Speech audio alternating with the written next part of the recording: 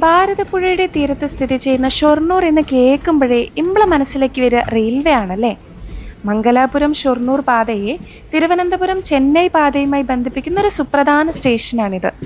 നിലമ്പൂരിലേക്കുള്ളൊരു പാതയും ഇവിടെ നിന്ന് തുടങ്ങുന്നുണ്ട്. 7 പ്ലാറ്റ്ഫോമുകളും 4 വ്യത്യസ്ത പാതകളുമുള്ള കേരളത്തിലെ ഏക റെയിൽവേ സ്റ്റേഷനാണിത്. കൂടാതെ കേരളത്തിലെ ഏറ്റവും വലിയ റെയിൽവേ ജംഗ്ഷനും ഇത് തന്നെ. ഷൊർണൂർ റെയിൽവേ സ്റ്റേഷനിൽ സ്വാമി വിവേകാനന്ദൻ വെച്ച ആൽമരം നിരവധി കിളികളുടെ ആവാസ വ്യവസ്ഥയായി നിലകൊള്ളുന്നു.